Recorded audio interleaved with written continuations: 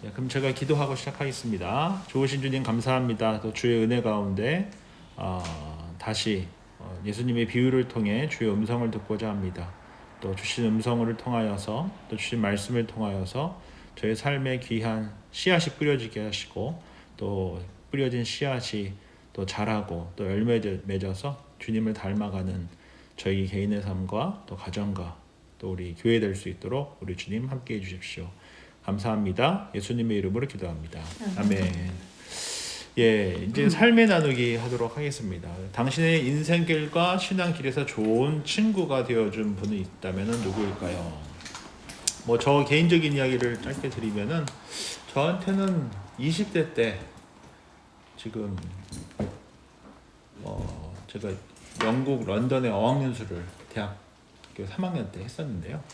그때 만난 그 친구가 저한테 책을 소개시켜줘서 제가 책이란 거를 읽게 됐어요. 23살 때 운동만 하다가. 그래서 그 친구 덕분에 책이란 거를 사서 읽기 시작했고 또 그 이후로 여러 면에서 또 유학도 하게 되고 또 공부도 열심히 하게 되고 했었던 그 계기가 된 게 너무 고맙고, 그 다음에 그때 이제 책으로 신앙서적 중에 이제 새신자반이라는 책을 보게 됐고 또 그 책 저자인 이재철 목사님을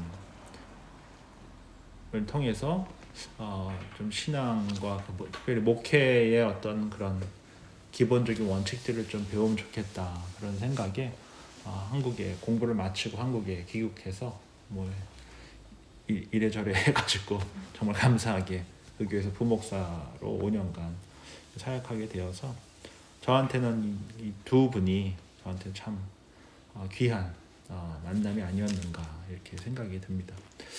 말씀 나누기 보도록 하겠습니다. 우리 25절인데요.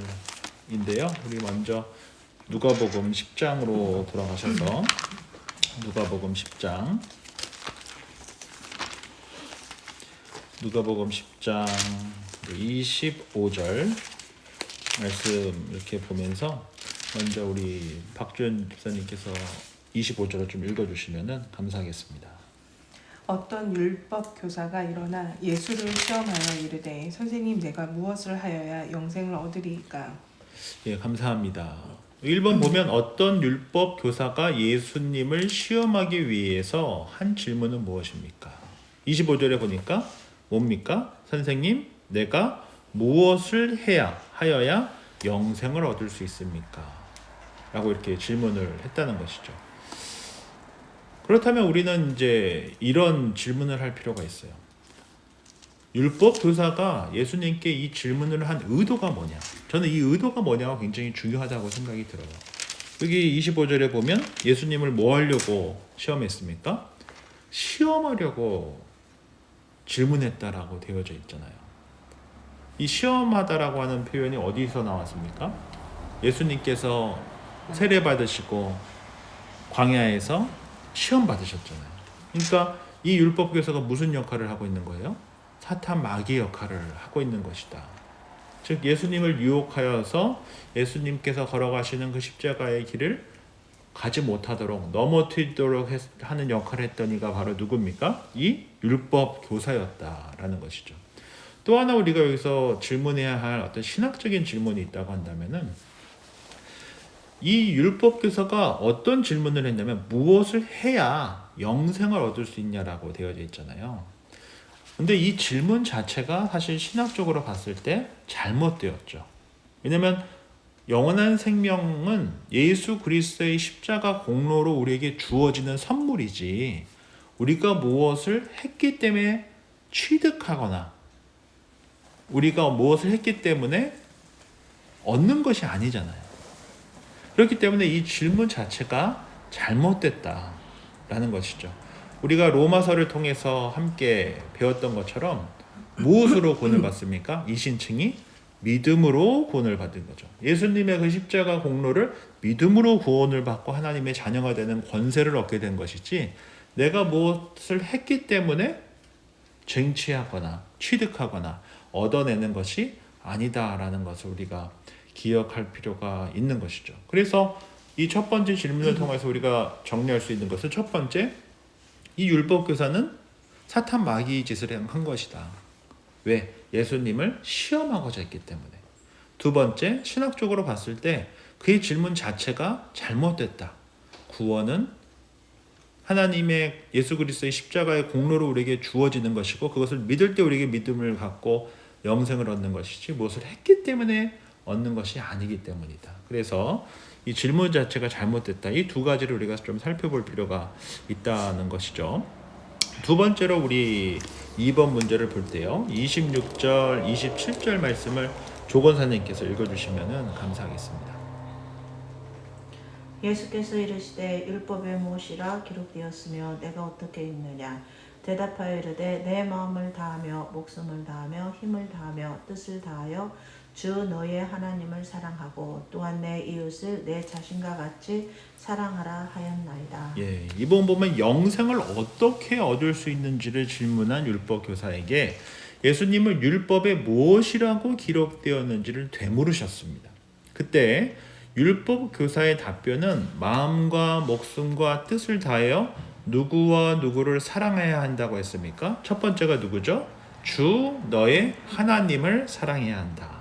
그리고 두 번째가 무엇이죠? 내 이웃을 내 몸과 같이 사랑해야 한다라는 것입니다. 이 질문을 받은 예수님께서는 되물으셨어요. 율법교사에게 율법에 어떻게 쓰여 있는지를 되물으셨어요. 즉, 이 율법을 어떻게 보고 있고 어떻게 해석하고 있고 어떻게 적용하고 있는지 이 율법교사에게 물어보신 거예요.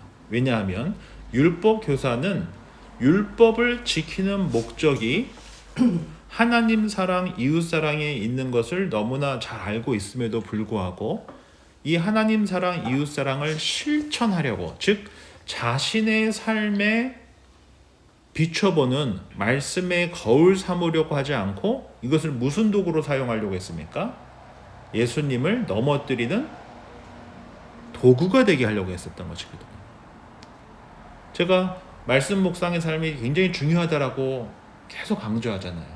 근데 이 말씀을 듣고 또는 봤을 때 이 말씀의 거울을 누구를 비추면 안 된다고 그랬어요?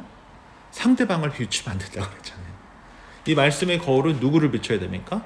나를 비춰야 되잖아요. 아침에 일어나서 세수하고 내 얼굴을 봐야지 옆에 사람 얼굴에 이 거울을 비추는 사람이 어디 있어요? 그렇지 않습니까?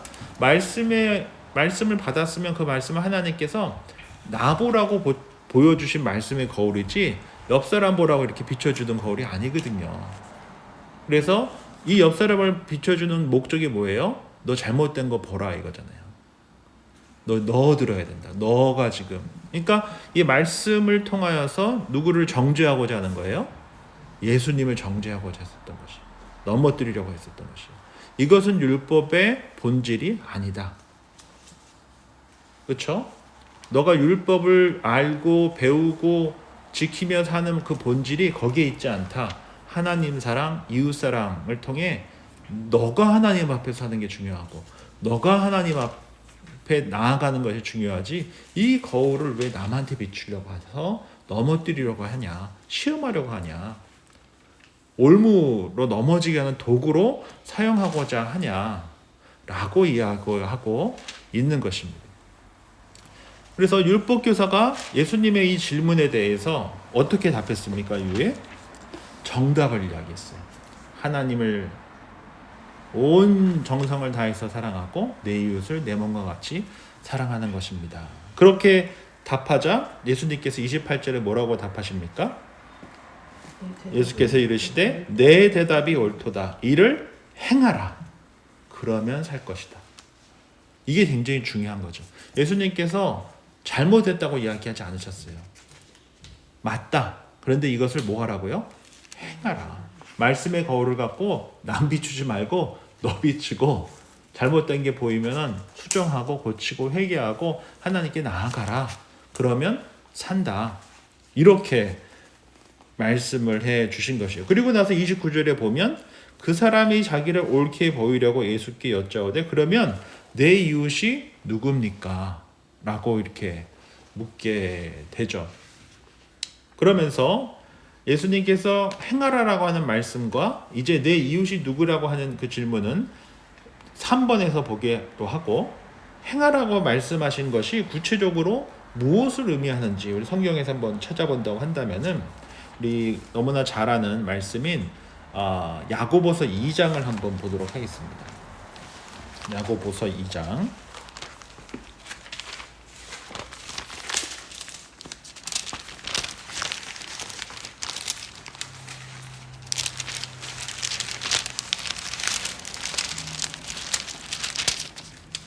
우리가 잘 아는 말씀이죠. 야고보서 2장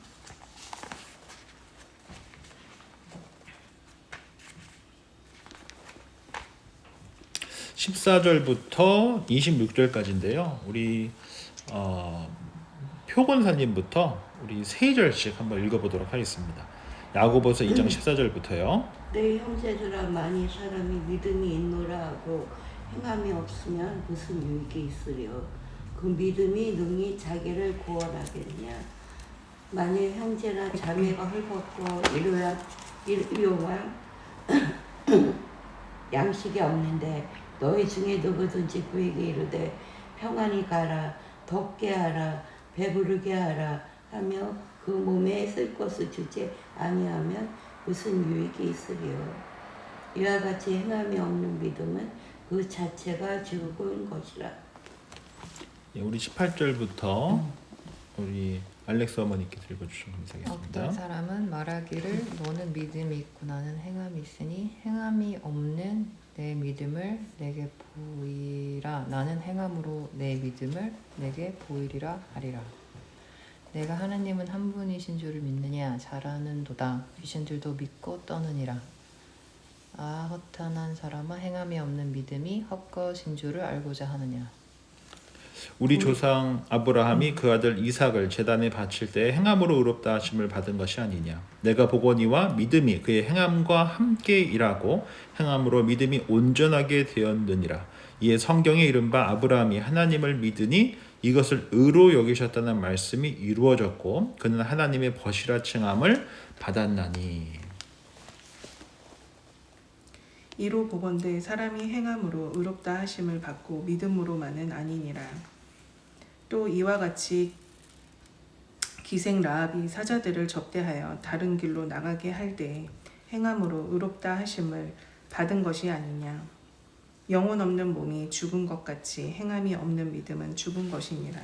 예, 감사합니다. 요 말씀을 통하여서 우리가 보게 되는 것은 행함이 없으면 그 자체가 뭐한 것이라고 말씀하고 있습니까? 17절에 죽은 것이다. 그래서 18절에 보면 행함으로 내 믿음을 내게 보이라 라고 말씀하시며 21절에 보면 그 대표적인 예로 그의 아브라함의 믿음을 무엇을 통해서 증명했습니까? 이삭을 하나님의 제물로 번제물로 드리는 그 행위를 통할 믿음을 갖고 나아간 것이지 두려움을 갖고 나아갔던 것이 아니거든요. 믿음을 갖고 나아갔을 때 우리 주님께서 이것을 뭐로 보셨습니까? 의롭다 하셨잖아요. 그리고 순종을 통해서만 경험할 수 있는 여호와 이레 하나님을 만나게 하셨잖아요. 순종하지 않았으면 여호와 이레 하나님을 만날 수가 없는 것이죠. 그래서 26절 마지막에 보면 영혼 없는 몸이 죽은 것 같이 행함이 없는 믿음은 뭡니까? 죽은 거다 라고 말씀하시며 율법교사에게도 동일하게 말씀하고 계시는 것이에요. 네가 알고 있는 그 답을 하나님 사랑, 이웃 사랑을 행하라. 그러면 뭐 한다고요? 살 것이다 라고 말씀해 주고 있어요. 제가 처음에 캐나다에 2002년도에 유학을 와서 조금 뭐 이렇게 영어 점수 관련해서 뭐가 좀 엉켜가지고 9월 학기 때 못 가고 그 다음 학기 때 갔어요. 토플 점수가 좀 늦게 나와가지고 수강 신청 이후에 넣었나 아무튼 그랬어요. 그래서 이제 봄 학기 때부터 1월 학기, 겨울 학기 때부터 듣게 됐는데 그때 그 학교가 이제 맥마스터 신학대학원이라고 해밀턴에 있는 신학교에서 제가 먼저 공부를 하다가 낙스 칼리지로 이제 편입을 했었는데 그 학교가 지금도 캐나다에 있는 복음적인 교회 학교 중에 한 학교예요. 근데 그 학교의 슬로건이 뭐냐면 knowing to being, 그러니까 아는 것에서 어떻게 돼야 된다고 말하고 있어요. 그런 존재가 되는 것이 돼야 된다. 그러니까 우리가 신학교에 왔을 때 그냥 뭔가 배우려고만 오는데 사실은 거기서만 멈추면 안 된다는 거죠. 무슨 그러려고 신학교 오는 게 아니니까. 배우는 것도 중요하지만 배움에서 그치지 말고 어디까지 나아가야 돼요? 그러한 존재가 되는 게 중요하잖아요. 그래서 knowing, being 이 이야기를 학교 홈페이지도 들어가면 이렇게 되어져 있어요. 저는 이것이 굉장히 신앙생활 하는데 굉장히 중요하다라고 생각이 들어요. 성경 공부 자체도 굉장히 중요하지만 성경 공부를 통하여서 내가 주님을 닮아가는 게 목적이 되어야지, 성경 공부를 통하여서 남을 정죄하고 성경 공부를 통하여서 남을 재단하고 성경 공부를 통하여서 자기를 자랑하는 것은 우리가 성경을 공부하고 연구하는 목적에서 벗어난다는 거예요. 우리가 이것을 잘 기억하고 있는 것이 중요하죠. 여기 3번 보도록 하겠습니다. 우리 29절 그리고 30절 말씀을 표건사님께서 우리 다시 누가복음으로 돌아와서요. 그 사람이 자기를 옳게 보이려고 예수께 여짜오되 그러면 내 이웃이 누구냐이까? 예수께서 대답하여 이르시되 어떤 사람이 예루살렘에서 여리고로 내려가다가 강도를 만나매 강도들이 그 옷을 벗기고 때려 거의 죽은 것을 버리고 갔더라. 예, 감사합니다. 3번 보면 하나님과 이웃을 사랑하라는 예수님의 말씀에 허를 찔른 율법 교사는 내 이웃이 누굽니까? 라고 반문했을 때 예수님께서 한 이야기를 해주셨는데 그 이야기가 뭡니까? 선한 사마리아인이죠. 그래서 이 이야기 속의 사람은 어디에서 어디로 가다가 강도를 만나 죽을 지경이 되었더라고 성경이 기록하고 있습니까? 29절에 보면 30절에 보면 예루살렘에서 여리고로 뭐 하다가요? 내려가다가 라고 되어 있죠. 그러니까 제가 예전에도 한번 말씀드렸지만 이스라엘은 어디만 하다고 말씀드렸었어요? 강원도만 하다고 말씀드렸었죠. 강원도를 이렇게 약간 길게 한 것과 같아요. 역삼각형으로. 강원도 정도 면적이에요. 그러니까 그렇게 크지 않죠. 근데 그 강원도 정도 되는 면적 중앙에 산지가 있는데 그것을 중앙산지 지역이라고 해요. 한 800m 정도 돼요. 제 기억에 청계산을 제가 한국에 있을 때 올라가면은 첫 번째 봉우리인가가 1.5km였나. 제 기억엔 그렇거든요. 그러니까 이 1km 좀 안 되는 그 곳이 낮지 않아요. 양재 IC에서 있는 그 청계산 그 정도 느낌이라고 볼 수도 있단 말이죠. 대신 돌산이에요. 돌산. 나무가 막 있는 산이 아니고 제법 높은 그 산이 있는 데가 어디냐면 예루살렘 성이에요. 이 중앙산지 지역에 있는 거기에 성을 지은 곳이 바로 예루살렘 성이거든요. 그러니까 이 예루살렘 성에서 이 여리고라고 하는 지역은 사해 옆에 있는 도시거든요. 근데 사해는 해수면보다 200m가 낮아요. 그러니까 위로 800m, 해수면보다 200m 낮으니까 1km 뭐예요? 1km. 1km나 되는 이 곳에 위치한 도시가 어디냐면은 여리고성이에요. 그러니까 예루살렘에서 여리고까지는 제법 가파른 그 길을 내려올 수밖에 없는 거겠죠. 그렇지 않겠습니까? 그 거리가 몇 킬로냐면 27km예요. 예루살렘 성에서 이 여리고라는 곳까지 27km면은 가깝지 않잖아요.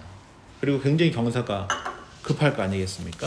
그래서 절벽도 있고 계곡도 있고 그래서 굉장히 위험한 곳이었고 많은 사람들이 그럼에도 불구하고 제사를 드리기 위해서 예배를 드리기 위해서 예루살렘으로 올라갔었기 때문에 올라갈 때 그냥 올라가지 않잖아요. 뭐 들고 올라가잖아요. 돈을 갖고 갔을 것이고 중요한 물건을 갖고 갔을 거 아니에요. 그러니까 그 지역에 강도들이 많았다. 그래서 그 내려가던 그 길에 누가 강도를 만났다. 라고 이야기하면서 여기 하나 더 우리가 주목하고 싶은 것은 그 옷을 벗기고 때려. 여기서 옷을 벗겼다라고 되어져 있어요. 그러니까 때린 거는 이 얘기를 하겠는데 뭐 뺏은 것도 이해를 하겠는데 왜 옷을 벗겼을까? 이 유대인들에게 있어서 이 옷은 굉장히 소중한 것이었습니다. 이 유대인들에게 있어서 이 옷이라고 하는 것은 여기서 뭐 명확하게 유대인이라고 이야기하고 있지는 않지만 제가 보기에는 제 해석입니다. 이 강도 만난 자는 유대인이었을 확률이 높아요. 왜냐하면 옷을 뺏겼기 때문에. 그 옷은 유대인들에게 있어서 기도의 자리였고 추위를 지켜주는 이불과 같은 역할도 했었고 낮이면은 땡볕에 그늘을 만들어주는 역할도 했었거든요. 그래서 이 유대인의 겉옷을 탈리트라고 하는데 이것은 신앙의 상징이었고 유대인의 옷을 보면은 속옷과 겉옷이 이렇게 통자로 되어 있어요. 그러니까 이렇게 팔로 이렇게 하면은 통으로 되어 있고 목이랑 팔만 이렇게 구멍이 되어 있고 옆에 그냥 박음질을 해서 통으로 되어 있는 속옷과 그 위에 겉옷을 입었어요. 그래서 예수님께서 십자가에 달려 돌아가실 때 속옷을 어떻게 했습니까? 찢어서 4개로 찢어가지고 가져가고 겉옷은 뭐 팔고 사가고 막 그랬었잖아요. 그렇기 때문에 이 옷이 가치가 있었다는 거예요. 그리고 이 내용은 또한 어떤 맥락에서 봤을 때는 지금 예수님께서 그렇게 버려질 것이다 라고 하는 것을 예고하는 내용일 수도 있어요. 이 강도 만난 자는. 왜냐하면 우리가 예수님께서 십자가에 달린 그림을 봤을 때 그래도 조금 이렇게 가려져 있는 몹으로 되어 있지만 속옷도 빼앗겼고요. 겉옷도 빼앗기셨어요. 예수님께서. 그랬다고 한다면은 나체로 십자가에 달리셨다라고 우리가 볼 수밖에 없는 거거든요. 사실은. 얼마나 정말 수치스러운 셨겠어요. 그 십자가는 사실 수치예요. 수치. 나의 수치를 대신 덮어주시기 위해서 수치를 당하시고 십자가에 달려 죽으신 것이 십자가거든요. 그래서 십자가는 자랑일 수가 없습니다. 1차적으로는. 그렇지 않겠습니까? 그래서 이 겉옷을 빼앗겼다라는 것, 그리고 특별히 유대인의 옷에는 4개의 파란색 술이 있었어요. 그래서 이 파란색 술을 통하여서 이 옷은 어떤 옷이다? 내가 유대인으로서의 어떤 아이덴티티를 나타내는 거룩한 선민이다라는 것을 나타내는 옷이었어요. 그래서 개신교 교회 목사들은 사실은 따로 종교적인 색깔을 막 이렇게 보이면서 옷을 입고 다니지 않죠. 저만 해도 그냥 단정하게만 입고 다니지. 뭐 신부님처럼 이렇게 로마 칼라나 아니면 막 이렇게 화려한 막 이런 거를 모자 이렇게 막 쓰고 예배를 인도하거나 그렇지 않잖아요. 아니면 스님처럼 머리를 이렇게 하고 또 이렇게 법복이라고 하나요? 뭐 그런 옷을 입거나 아니면은 중동에 있는 이슬람 종교인들처럼 난 종교인이야라고 하는 것을 딱 드러내면서 옷을 입고 다니지는 않잖아요. 그런데 유대인들에게 있어서는 이 술이 있는 이렇게 파란색으로 끈 같은 게 달려져 있는 그 옷을 입는 것은 내가 선민이라고 하는 것을 나타내기 위해서 입었던 거거든요. 제가 이번 휴가 때 사실 제 처가 대학 다닐 때 이제 낙농학이랑 히브리어를 전공을 했었어요. 학교 다닐 때. 그래서 같이 히브리어도 공부 많이 했었었고 또 유대학도 같이 공부를 했었었고 그랬었는데 그래서 토론토 살 때 옛날에 토론토 살 때는 그 베덜스트가 이 유대인들이 많이 사는 동네잖아요. 거기에 뭐 연극도 보러 가고 베이글도 사 먹으러 가고 뭐 템플도 들어가 보고 또 공부 수업 시간 중에 그 예배학 관련서 배울 때 그 템플에 가서 유대인 템플에 가서 그거를 드리는 게 숙제가 있었어요. 그래서 거기도 한번 가보고 또 몬트리올에 가면은 아주 유명한 베이글 집이 2군데가 있는데 그 중에 한 군데가 유대인 마을이 있어요. 그 이유가 뭐냐면 이 베덜스트도 유대인 마을이 거기도 이제 유대인 마을인데 유대인들이 처음 이민 왔을 때 뉴욕인가 보스턴에서 제가 지금 도시는 정확하게 기억이 안 나는데 처음에 와서 먹고 살 게 없잖아요. 그래서 동그랗게 만들어서 빵을 팔기 시작했는데 그게 뭐냐면 우리가 지금 먹는 베이글이에요. 왜 동그란 빵을 만들었겠습니까? 영원을 뜻해. 영원하신 하나님. 그래서 유대인이 많이 사는 동네에 가면 베이글집, 아주 유명한 베이글집이 꼭 한두 군데씩 꼭 있어요. 그리고 예, 몇 대에 걸쳐서 베드로스도 있어요. 네. 그 아침 메뉴집 그런데 가도 거기는 독특하게 베이글이 아주 그냥 금방금방 팔려요. 굉장히 빨리 팔려요. 아니 빵이 다 그 맛이 그 맛 아닌가? 조금 달라요. 좀 달라요. 베이글 달라요. 네. 거기가 좀 달라요. 그렇게 유대인들이 그 사람들 많이 모이는 거기에는 좀 달라요. 다르기는. 가격도 그렇게 비싸진 않은데 맞아요. 그 저기 맛있어. 로렌스하고 로스랑 거기 베이글이 팔잖아요. 제가 거기 딱 살았어요.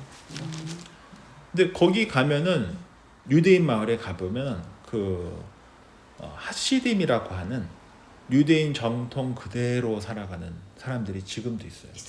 그래서 남자들은 검정색 옷을 입고 안에 술 있는 옷을 입고 있단 말이에요.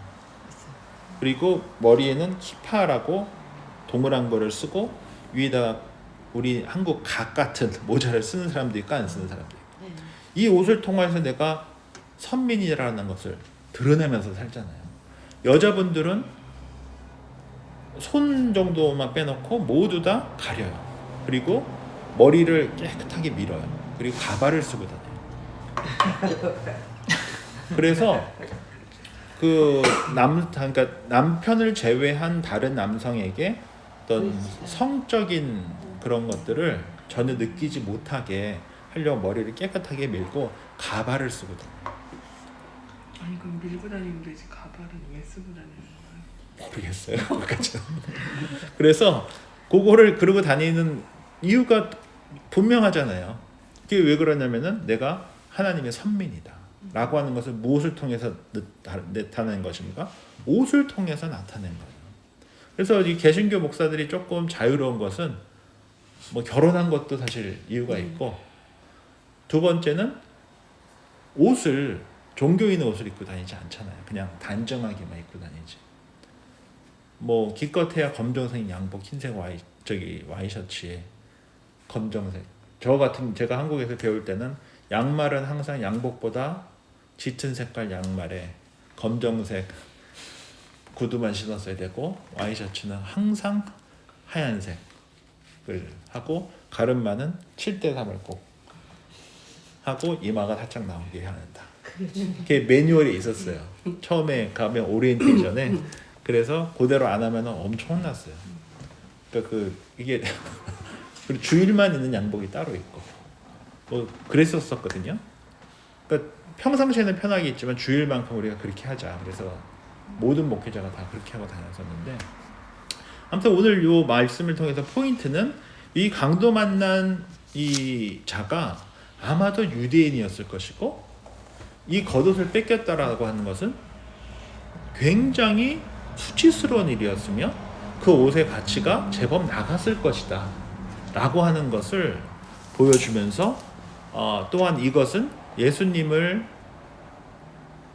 죽음을 예고하는 내용으로서도 우리가 볼 수 있다라는 것을 한번 말씀드리고 싶었어요. 이제 4번으로 가겠습니다. 우리 4번 볼 때요. 우리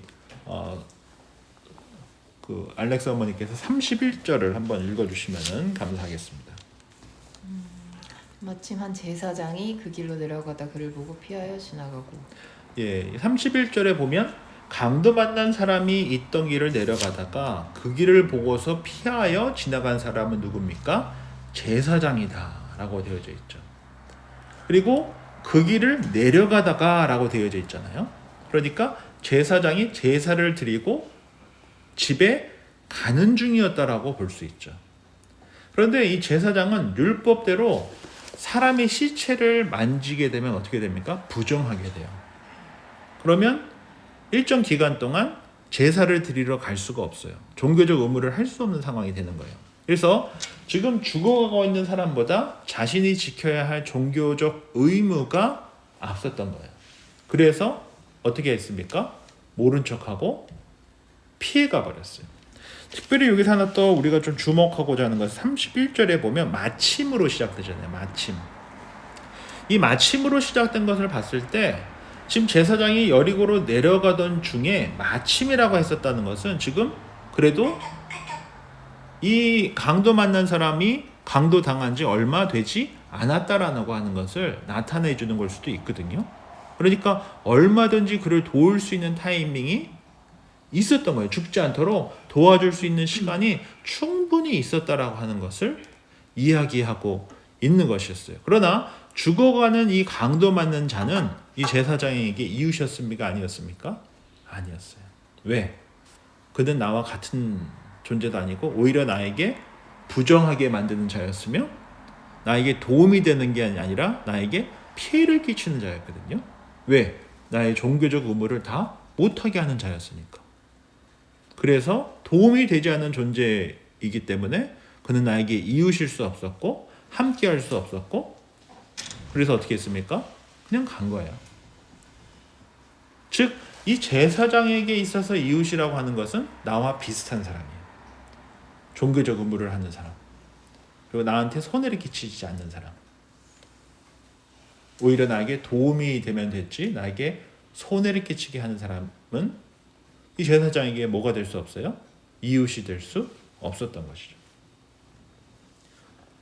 그래서 그는 피해갔습니다. 그의 종교적 의무를 다하는 것이 더 중요했기 때문에 그는 피해갔습니다. 그런데 우리가 로마서 2장 29절에 보면 이런 말씀이 있죠. 오직 이면적 유대인이 유대인이며 할례는 마음에 할지니 영에 있고 율법 조문에 있지 않다라고 이야기했죠. 지금 하나님께서 율법을 지키고 살아가는 것은 하나님 사랑, 이웃 사랑이라고 하는 이 두 개의 계명을 잘 지키기 위해서 주신 것이 율법인데 이 율법이 어떻게 사용되고 있어요 지금? 한 사람이 죽어가도 내버려 두게 되는 도구가 되어버려요. 왜? 나의 거룩성을 지키고 나의 종교적 의무를 다하기 위해서. 하나님 사랑이라고 말할 수도 있겠지만 뭐는 전혀 아닌 거예요. 이웃 사랑이라고는 볼 수 없는 것이죠. 하나님 사랑, 이웃 사랑은 따로따로가 아니죠. 하나잖아요. 그런데 지금 이 율법이라고 하는 것을 통하여서 전혀 사람을 사랑하지 못하고 심지어 생명을 죽이는 도구로 사용하고 있는 누구를 가리키고 있어요? 제사장을 지금 찝어주고 있는 것이에요. 5번 보도록 하겠습니다. 5번을 보면 우리 32절 말씀을 박 집사님께서 한 번 더 읽어주시면 감사하겠습니다. 또 이와 같이 한 레위인도 그곳에 이르러 그를 보고 피하여 지나가되 5번 보면 제사장이 지나간 후 강도 맞는 사람이 있었던 곳에 왔다가 그를 보고 피하여 지나간 사람 누굽니까? 레위인이다 라고 이야기하고 있어요. 이 레위인과 제사장은 차이가 있습니까? 없습니까? 전혀 없습니다. 도움이 되지 않기에 그는 그를 긍휼히 여기지 않고 자신의 의무를 위해서 피해갔어요.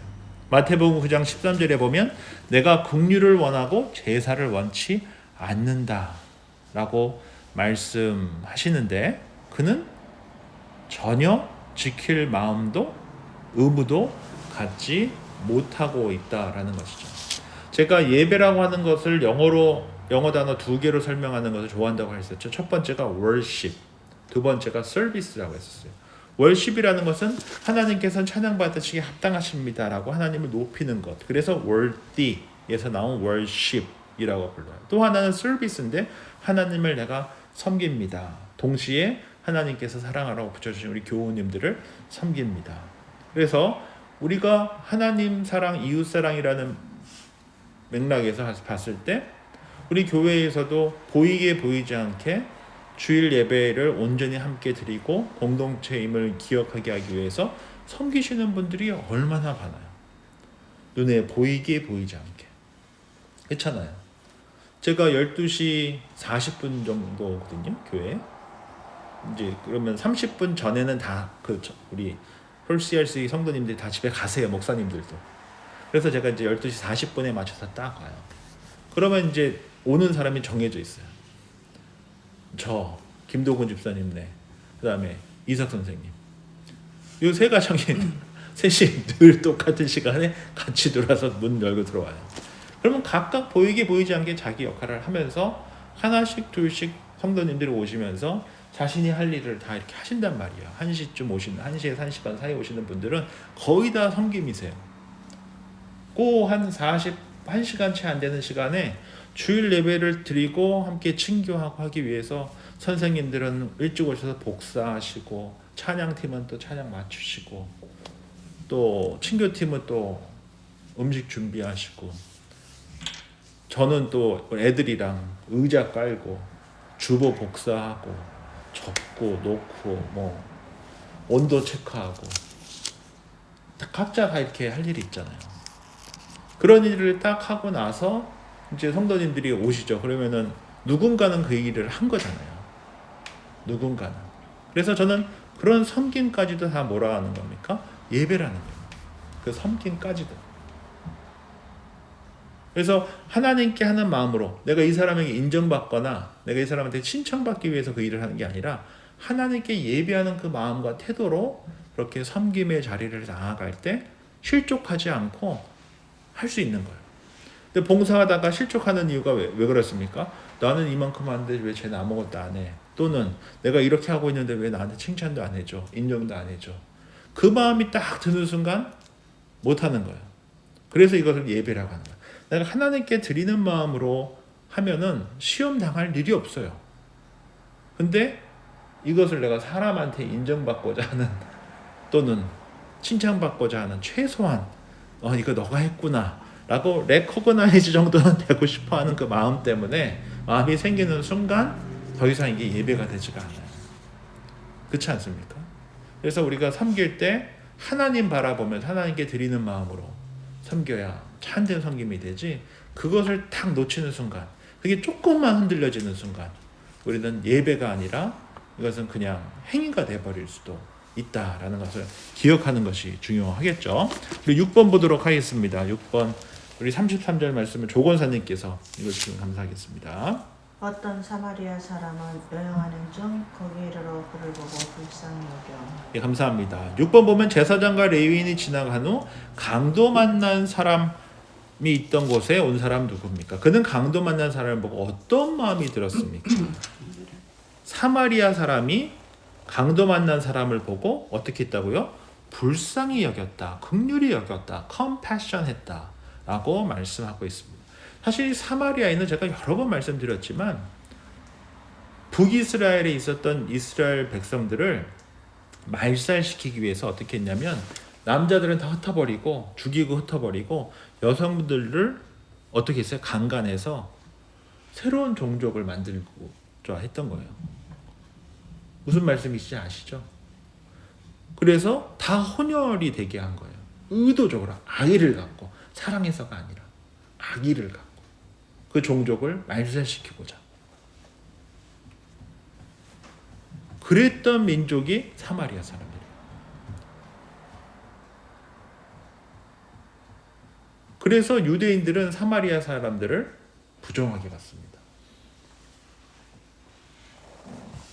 그런데 이 사마리아 사람들이 어떻게 했습니까? 이 강도 만난 사람을 어떻게 했다고요? 긍휼히 여겼어요.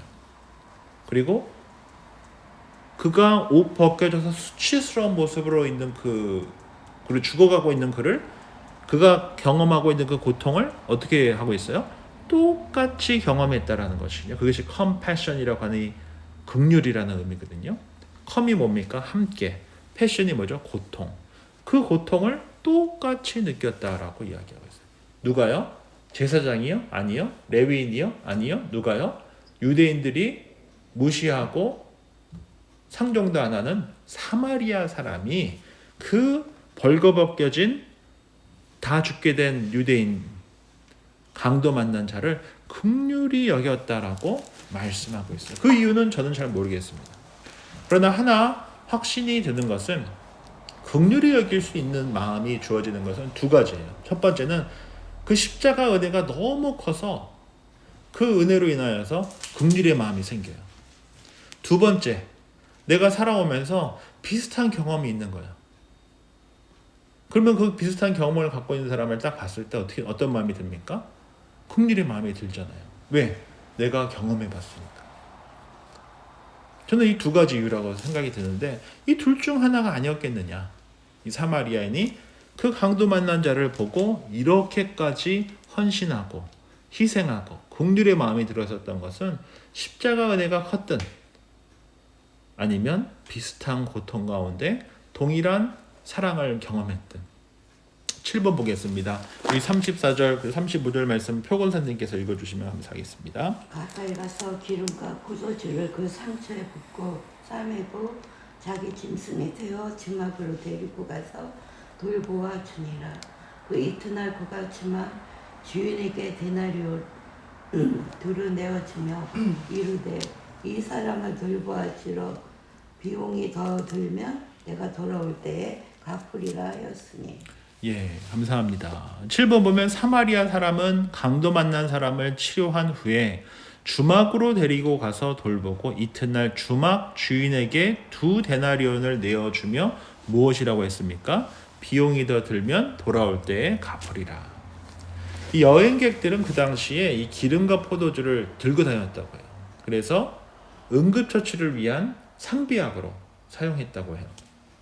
그래서 이 주막에 그 강도 만난 자를 응급처치하고 주막으로 데리고 와서 떠나면서 2 데나리온을 주며 돈이 필요하면 돌아오는 길에 자신이 비용을 더 내겠다. 여기서 2 데나리온이라고 하는 돈은 1 데나리온이 일꾼 1당이거든요. 그러니까 하루 임금이에요. 그러니까 2 데나리온이니까 이틀치 월급이란 말이에요. 그 이틀치 월급을 주겠다라고 말했어요. 그래서 그는 이 강도 만난 자를 보고 긍휼의 마음이 여겨 있어서 굉장히 많은 비용과 굉장히 많은 시간을 사용하며 이 강도 만난 자를 위해서 희생하고 헌신하고 사랑의 행위를 했다는 것을 우리가 볼 수가 있어요. 이러한 행위를 뭐라고 합니까? 거룩한 낭비라고 해요.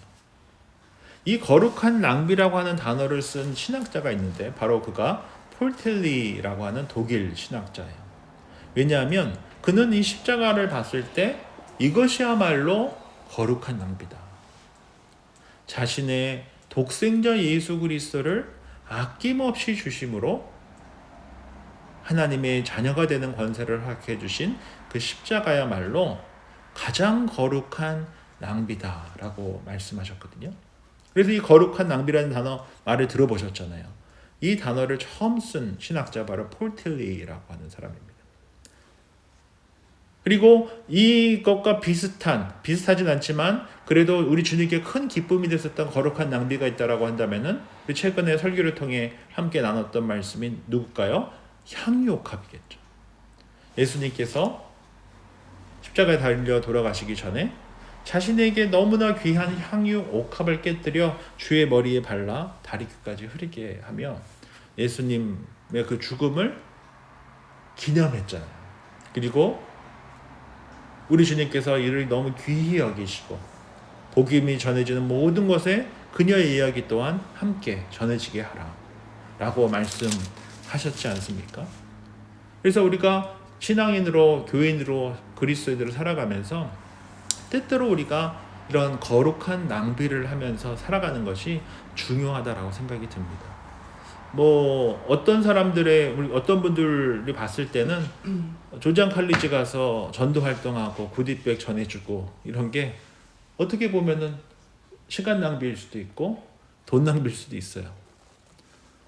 또 호페리에 우리가 물건을 컬렉팅해서 돈 사서 도네이션하고 뭐 이렇게 정부에서도 다 하고 세금으로 다 하고 뭐 하고 이러는데 우리가 굳이 교회에서 이렇게까지 해야 되나? 사실 도시에 큰 도움이 되지도 않는데 이렇게 말씀할 수 있잖아요. 그럼에도 불구하고 우리가 꾸준히 하려고 하는 것이 뭡니까? 이것이 거룩한 낭비이기 때문에 낭비일 수 있어요. 그런데 어떤 낭비입니까? 거룩한 낭비라는 거예요. 그 가장 거룩한 낭비가 뭡니까? 십자가잖아요. 그 십자가의 사랑을 담은 낭비가 바로 거룩한 낭비다. 그래서 교회는 이러한 거룩한 낭비를 하는 공동체가 되어야 한다 라는 것을 우리가 기억하고 살아가는 것이 중요하겠죠. 마지막으로 8번입니다. 우리 36, 37절 말씀을 누구 차례시죠? 예. 알렉스 어머니께서 저요? 네 36? 37 두 절 부탁드리겠습니다. 내 생각에는 이 세 사람 중에 누가 강도 만난 자의 이웃이 되겠느냐? 이르되 자비를 베푼 자니이다. 예수께서 이르시되 가서 너도 이와 같이 하라 하시니라. 예, 감사합니다. 이야기를 마친 예수님께서는 세 사람 중 누가 가장 강도 만난 자의 이웃이 되겠느냐라고 물으시고 후에 율법 교사에게 무엇이라고 말씀하셨습니까? 뭐라고 말씀하셨습니까? 너도 가서 이와 같이 하라. 이게 중요하다라는 것이죠. 율법은 아는 것에서만 그치는 것이 되어서는 안 된다. 노잉으로만 그쳐서는 안 된다라고 하는 것이죠. 뭐가 되어야 된다고요? being이 되어야 된다. being. 율법은 나를 비추는 거울이 되어야 하고 말씀의 거울이 되어야 하고 또 말씀의 거울을 통하여서 그냥 아는 것으로만 그치는 것이 아니고 예수님을 닮아가는 도구가 되어야 하는 것이지 누군가를 시험하고 걸려 넘어뜨리게 하고 자기 자랑하게 하고 남 흉보게 하고 하는 도구가 되어서는 안 된다는 것이죠. 이것을 말씀하시며 마지막에 우리 주님께서 말씀하시는 거예요. 가서 너도 이같이 하라. 아는 것에 그치지 말고 너가 믿는 바를 몸으로 실천하며 살아라. 그럴 때 살리라. 라고 말씀해주고 있습니다. 오늘은 우리가 이 누가복음 10장에 나오는 강도 만난 자 또는 이 선한 사마리아인의 비유를 통하여서 예수님께서 구체적으로 무엇을 말씀하시는가? knowing에서만 있지 말고 being으로 나아가야 한다. 말씀의 거울로 너를 비춰봐야지 상대를 비추며 자기 자랑하고 또 흉보고 또 정죄하고 하는 도구가 아니다. 오히려 주님을 닮아가게 하는 성화의 도구가 되어야 한다. 아는 것에서 그치지 말고 그러한 존재가 되어야 한다는 말씀을 함께 살펴봤습니다.